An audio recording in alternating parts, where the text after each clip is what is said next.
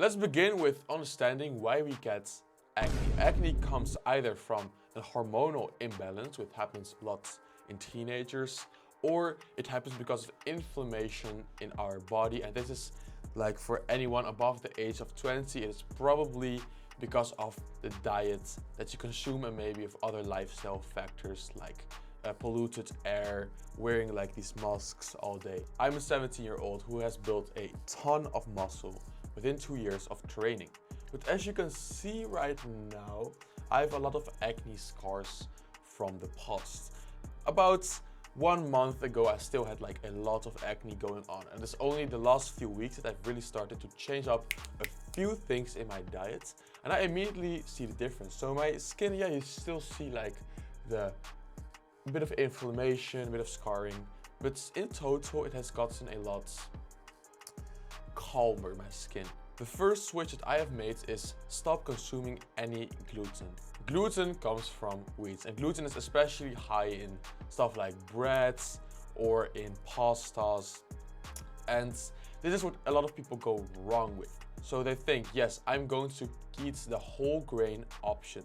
So I'm going to eat whole grain pasta, whole grain rice, whole grain bread. So yes, it is better than like the regular version because the glycemic index is a bit lower, but it is still like wreaking havoc on your skin. Bodybuilding and acne are difficult. High carb meals are like great for muscle growth. It really spikes up your insulin, a lot of glycogen towards the muscle. It repairs quickly and it will grow bigger, stronger. But it will damage your skin in the long run because I've already like spots that will never in my life go away, just little gaps in my skin, and I'm like still 17. That's why I decided, you know what, I still really want to build muscle and get stronger, but not at the cost of my health for the rest of my life. So let's change up the gluten thing. The second one is cutting out most dairy. In the morning I would always eat a bit of cheese, and when I came home I would do this weird bad thing of a half kg of quark, which is like already kind of concentrated dairy, low fat dairy, there's 0 fats in there. Then I would grab like 50 grams of a protein powder, throw that in as well, mix it up. Sometimes I would even do some high glycemic index granola. And for muscle growth, this is so good. This is so good for muscle growth. There's a lot of nutrients going towards your muscle. But if you are focusing also on having like an overall being attractive, then it becomes this kind of a net negative, and you become this gym bro who is like all acne on his face, but he's big, and girls are still kind of repulsed by you. So for me, I had to think, why did I start going to the gym in the first place? To attract girls. Maybe then it is good to taper off a little bit of that extra nutrients going to a muscle. Maybe I will grow at 85% instead of 100% of my potential, but I will have, instead of a 60% skin, a 95% skin. I think that is a net positive. So I decided to almost all dairy scrutinize it. The only thing that I still take is a whey protein powder, 50 grams after my workout. I still want my IGF-1 to be spiked just after I've worked out. I still want like the 3 grams of leucine after I worked out for the best muscle protein synthesis. But I'm not going to overdo it with also like the concentrated quark, also with like the granola in it. No, just 1 scoop of whey protein a day. And trust me, bro, there are still enough other protein sources out there. Their main protein sources will be your whey protein powder, which is already like 50 grams. Let's say you want 200 grams of protein a day, which is for a lot of people like good, a bit too much actually. So you have already 50 grams of your whey protein. You're gonna get like easy, like 100 grams just from meat and fish. Then you have some eggs, which is like another 20 grams a day if you eat like 4 eggs. That is already, at this point you only need like 30 grams more protein, and that will come from just eating like whole grains. So stuff like buckwheat. There's like almost 10 grams of protein per 100 grams of buckwheat, I guess. And it is easy to eat 300 grams of buckwheat a day. And just like that, you're already there. And we did not even cover nuts yet. So you will have enough protein for your day, but just try to minimize the dairy. And it is all because of this lactose, which is inflammatory in your gut, which leads to leaky gut, which means that the bacteria can surpass your barrier inside your body and like bad chemicals, then your body wants to throw them around in the way of your skin. And that was, I already touched this a bit, but you don't need that much protein. Protein is so good for you for muscle growth, for feeling saturated. But look, a lot of people think the more protein, the better. Go on the 400 grams of protein a day. That's just overkill. At this point, look what happens. Probably 200 grams is already a bit too much for you. Like I am like 103 kg body weight, so for me like a bit above 200 grams is optimal. But if you consume like 200 grams of protein a day, you are almost always just fine. That other 200 grams of protein then gets converted into glycogen or into fats, because your body is not going to use that extra protein for muscle protein synthesis. If you know, muscle protein synthesis can only absorb like 30 to 50 grams of protein to the muscle, and it has a real time. So once every 3 to 4 hours, you can absorb 30 to 50 grams of protein into your muscle. Which means that if you eat like I did, like a 100-gram protein post-workout meal, more than half of it is just thrown away in the form of fats and glycogen. And I could have just way better eaten like fruits with a good micronutrient profile, which had even better glycogen contents in there. So you might ask then, what do you eat for your carbs? Because you said no gluten, which like eliminates a lot of foods already, a lot of protein bars. There's all gluten in there.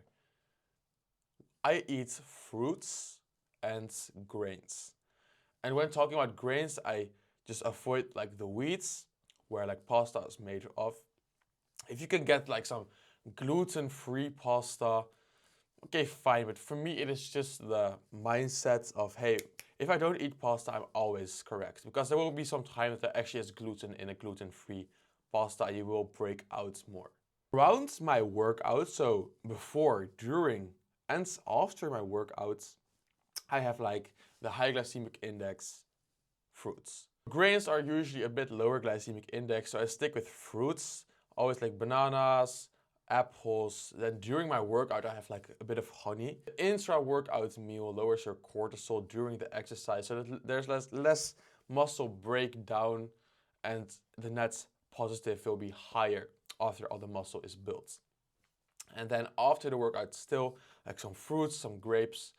And for the rest of the day, I try to focus on fruits with a lower glycemic index profile that do not spike up insulin that high, and with a lot of micronutrients in it.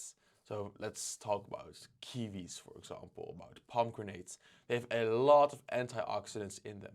But the thing you need to understand is you do not want antioxidants around your training. Tearing down bits of muscle is also a form of inflammation. So if you've just worked out and there's all these little inflammation in your body, which is a good thing because then muscle protein synthesis can repair it. Throw a legion of a few hundred grams of pomegranates into your gut. Now all these inflammation gets attacked by the good compounds in the pomegranates, which is not a bad thing, but then there's no muscle growth happening. One switch that I also made is to immediately after I'm done with working out, cleaning up my face. Because you know, you have worked out, you have been sweating, the sweat is like getting hard, and then it is blocking your pores, which means the oil cannot come out of the pores anymore, it clogs and you get acne, you get a breakout. If you just wash your face after you've worked out, like ideally in the gym or just immediately when you come home from the gym, now it is clean and there's like no gunk on your face. So do not touch your skin, like your face, if you have not like washed your hands or you know that your hands are not really clean right now. For the skincare routine, it's also like really simple. Like, do have a skincare routine. Don't say your skincare is for women, but also don't overdo it and have like 5+ products. You just need to have a cleanser, a moisturizer, then 1 or 2 products to attacking your acne or your acne scars, and then an SPF. So I use like retinol and a salicylic acid toner. Those are my two that I use, and like one day I use the salicylic acid at night, the other day I use retinol. Don't do too many, because I made this mistake, too many active ingredients at once. So active ingredients are, so a cleanser is not really an active ingredient. A moisturizer usually is not really an active ingredient. Okay, there's this stuff where there's 20 ingredients in them, but usually it is not the purpose of a moisturizer to have an active ingredient in it.